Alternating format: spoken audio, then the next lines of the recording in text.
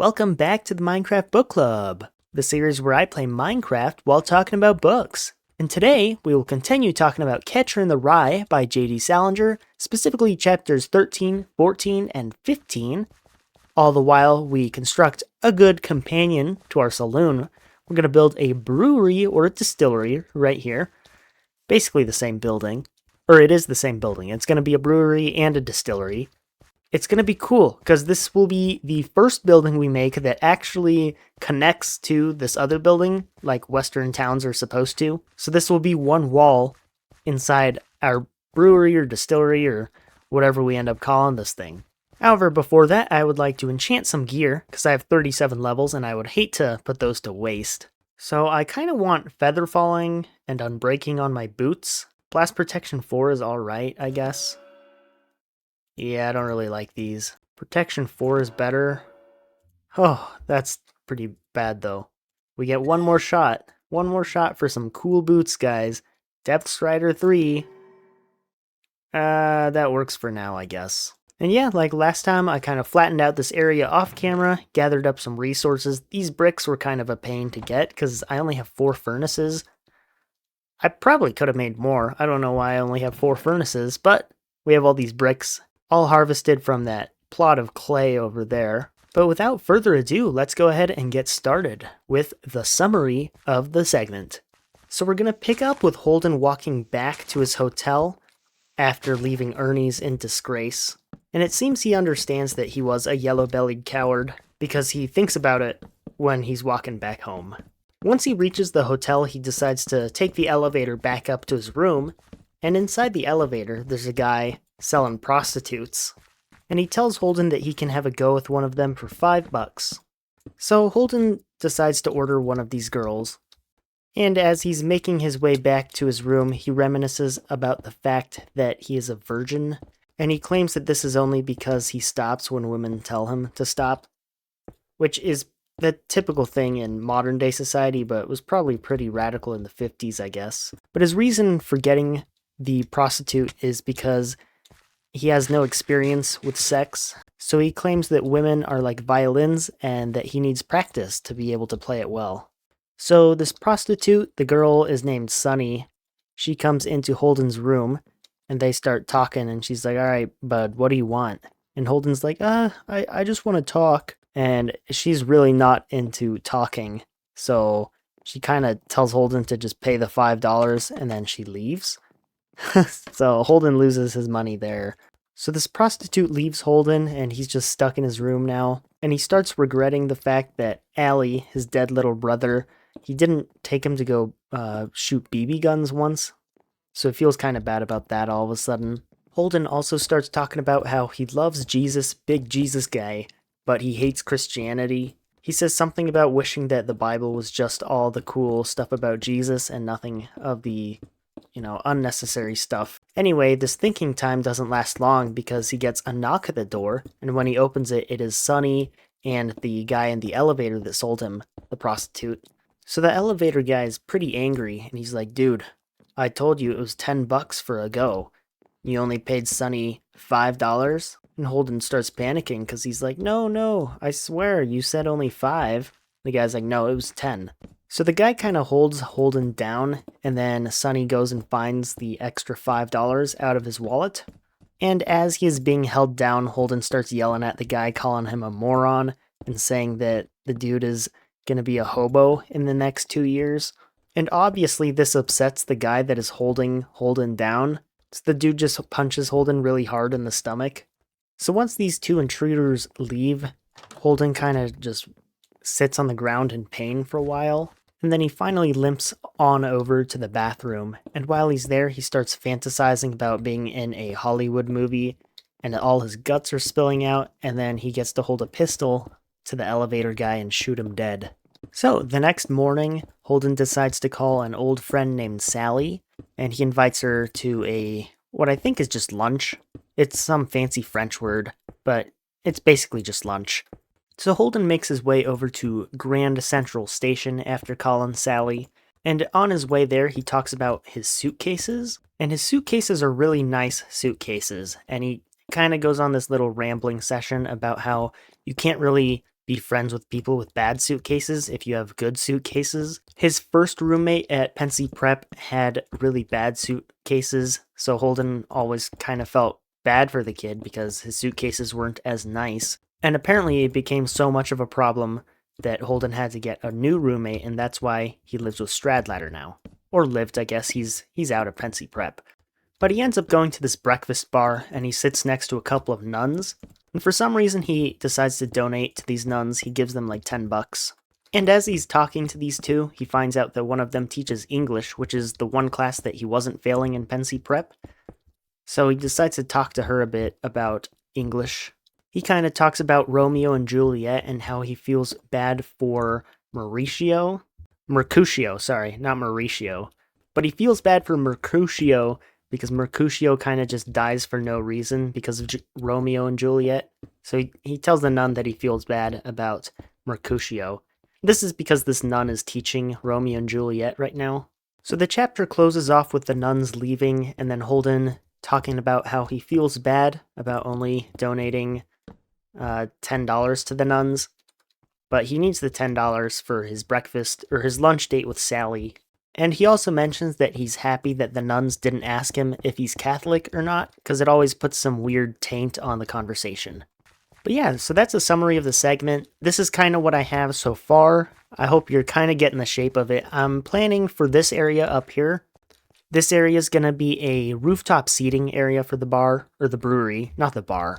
And my idea with this building being brick instead of wood is breweries and distilleries tend to be really new things, especially in the United States, because of Prohibition in the 20s. A lot of breweries shut down because it was illegal. So the thinking here is that this is a newer building and they just plopped it next to the saloon, but this is like a more modern style building. I'm not going to put any modern elements in it, it's just like brick, but you kind of get the idea. So while we finish up the rest of the building, I have a few things to talk about for the book. The first thing I'd like to talk about is the fact that lonely men just really need someone to talk to sometimes. And this is basically coming from the fact that Holden just got the prostitute to talk to her, which, you know, sounds funny and all, but that's a surprisingly common trend in today's day and age. I remember seeing news articles about prostitutes getting really upset because men were only using them to be, like, talked to. And funnily enough, it's actually cheaper to get a prostitute in some areas than it is a therapist. So therapists are really expensive. I know there's a lot of talk online about the male loneliness epidemic. And Holden seems to be the pioneer of this whole thing because he is getting prostitutes himself to talk to. There seems to be an issue pretty globally about men just not having friends, I guess. And so the only people that'll listen to them are people that are kind of cheap and it's their job to comfort you, which I guess are prostitutes. So I don't know, that was just an interesting little observation I had. What is this book? The next thing I'd like to talk about is one of Holden's quotes from the book, which is that movies can ruin your imagination. And this comes from when Holden is talking about holding his guts in while he deals with the person that shot him. The little fantasy he has about shooting the prostitute dealer. I don't know what to call that guy. A pimp? I don't know. I don't know those terms very well. But yeah, I would agree that Hollywood does tend to ruin the imagination, but I don't know, it can also inspire the imagination sometimes as well. So this kind of reminds me about a thing I saw on the internet. And it was about how people from like the 50s or whatever don't dream in color. And this is because TV kind of ruined their imagination and everyone consumes so much TV that the TV being black and white just ingrains itself in your head. So a lot of people from like the 50s can't dream in color. And there's also ideas that this is affecting the modern day youth because we consume too much just cinema or stuff like that in general. And the belief of a lot of scientists is that people used to be able to dream about flavors and smells and all that stuff.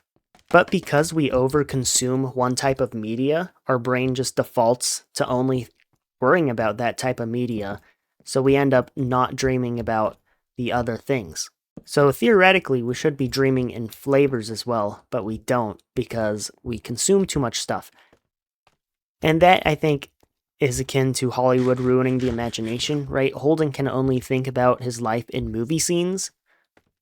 So he thinks about himself holding his guts in while he gets shot and shoots someone else, because that's what he sees in the movies. But at the same time, I think Holden's a little too harsh on Hollywood here. Although Hollywood can limit the imagination significantly, I feel like Hollywood gets a lot of people interested in cinema in general, compared to what would normally occur. So in the modern age, we're seeing a lot more people interact with art, I guess is a good way to put it. Oh, this didn't even need to be here. And while some of this can just be ease of access, I think a lot of it also has to do with the fact that people, are inspired by just watching movies or cinema, and that could not have occurred if not for Hollywood, right? I feel bad chopping down all these spruce trapdoors because I just placed them last episode. The point I'm trying to make here, I guess, is that Hollywood does limit the imagination significantly, but it also gets a lot more people interested in creative forms of art, more so than would be interested in creative forms of art if not for Hollywood. So it's a win-lose situation. The next thing I want to talk about is how Holden needs to learn to shut his damn mouth. Alright, put yourself in Holden's shoes real quick. You're being pinned down by the pimp, the prostitute dealer, alright? He's pinned you down and you owe him money that you don't actually owe him, but he's saying you owe him. Why in the world would you keep heckling him, right? This is the most stupid move you could probably make, is like, oh, this guy has me pinned to the ground, let me make fun of him. Let me call him a loser and a hobo and a moron. I don't know what Holden was expecting here, honestly. But guys, we don't have to read the rest of the book. We've understood the moral of the story, which is learn some discipline, learn to shut your damn mouth. Alright, especially in situations when you're being pinned down by the prostitute dealer. Next thing! I forgot to mention this in the summary, but Holden calls Sally, right? But before he calls Sally, he's like, oh, I should call Jane. I really like Jane. I should call Jane. But then he calls Sally. And he makes it very clear in the book that he thinks Sally is really dumb and really stupid. So Holden, I've said this every single episode, he needs to get a grip on his life and just go ask out Jane. It is occupying way too much of his mind, and he doesn't do anything about it, even though he's fully capable of asking people out. We see that with Sally, right? Just go ask out Jane. I don't get what the big issue is. Just go ask out Jane. My goodness. Whoa! I forgot. I don't have stairs there. I just fall out. We have the typical YouTuber build right here. The front is all done. Everything looks all pretty and nice. But then you walk over here and it's just, there's nothing. And there's nothing going. But I'm no typical YouTuber. We're gonna finish this side.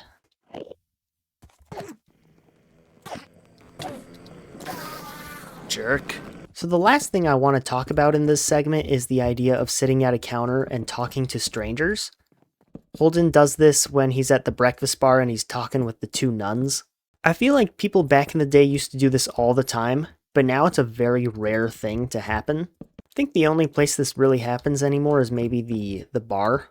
Like, people will talk to strangers at the bar. But elsewhere, I don't know. Like, if you go to a Waffle House counter, you might. But typically, you don't talk to strangers. At least no one in my age group does it. It's definitely a lost art, just being able to go to a restaurant, sit by yourself with no distractions, and just talk to people and meet them. I personally haven't done it before, but I definitely think more people should do it. And yeah, that's all I have to talk about for this segment. So next episode, we'll be talking about chapters 16, 17, and 18. So if you're following along, be sure to read those. Jerk. So we're nearly done with the build. I just have a couple of details I want to add here. I also ran out of bricks, so there's a big hole, but we'll be fixing that in a bit. First thing I want to add is a bunch of old brick buildings usually have these kind of painted on posters that are always torn up, or they look really worn down. So I want to add a couple of those right here. So I'm going to do that real quick. Whoa, it's all done. Look at that. So we patched up that hole, and these kind of look like torn up posters to me. I tried a little bit of shading with the stripped oak on the bottom transitioning into the stripped birch and then into the sandstone. I was kind of imagining the sandstone to be a faded version of the original poster or the painting, and it kind of just gets gradually stripped away or degraded as you go down. But that's not all the detail we're going to be adding. No, no, no. Perhaps we add a little drainage pipe here in the corner. Maybe we add some compost bins or even a stack of barrels. How about some added depth on this back wall? And last but not least, we can't forget ourselves some column stills. And just like that, the building is done. At least the exterior. We haven't done the interior yet. All because of that infamous interior episode coming soon to a theater near you. But this is what it's looking like. I'm quite proud of it. We've got some columns here in the back. I know I used blue up here, but I figured as the copper oxidizes, it'll make more sense. And the blue already kind of goes well with copper to begin with. But as you can see, I added some details to the column stills up here. They're probably not accurate. They probably wouldn't be outside the building to begin with, but we have them. Ah, that's stupid. You can't F1 on a telescope. Then it's just normal zoom. Interesting. That's something to know. This is probably my most detailed build I've ever done in my life, because there's a lot of detailing to it. There's like 3 layers in the front. You've got the main brick layer right there, and then you've got this wall, and then you've got a 3rd layer. Oh, and a 4th layer because of the glass panes and the stairs. Look at that, 4 layers in one wall. We can walk around the saloon over here. This will eventually be like an alleyway or something, because we'll have the steel mill right here. But we have this little area with the torn up posters. We have our compost bins, our barrels, and then the column stills here in the back. Quite beautiful if you ask me. Far more beautiful than some of the other builds we've done so far. I'm definitely going to have to detail this back a bit. Maybe, I don't know what we'll put back here, but it's got to have something. It's a little barren. And I know I've said that I'm going to do all of the interiors in one episode, but I think this building in particular needs at least one thing done in the interior. And that's going to require us to get some blaze rods over in the Nether. Wish me luck. I'm going to need it. Alright, here we go. This is my least favorite region of the game. Also, I'm definitely going to stop using the Nether roof. I think it's a little cheaty. And I've watched a lot of YouTube videos complaining about the roof. And I've come to the conclusion that I agree. I shouldn't use the Nether roof. So we're going to come back down and do everything down here. I was just using that because I really needed materials and could not travel. Now that I have all those resources, we should be good to travel. So I think if we go down here a ways, there is a Nether fortress that I found in an earlier video. I know there's a fortress somewhere. I just forgot how I got there. Was it through... It might have been through the Crimson Forest. Or this, maybe? This is definitely it. This is a me staircase. Okay, that is annoying. That was genuinely like the worst spawn this guy could have done. There we go. Oh, it's right in front of my face. It's right there. Okay. I say we just make a safe little tunnel going inside. Rib armor trim. That's cool. More saddles. Gold ingots and some gold chest plate. Wonderful. Oh yeah, there it is. But we have nether wart, which is awesome. Let's grab all of this. I am gonna save these just so in case I die, we don't lose all our nether wart in one go. Come here, buddy. Come here, buddy. Bloop. Bloop. No way. Well,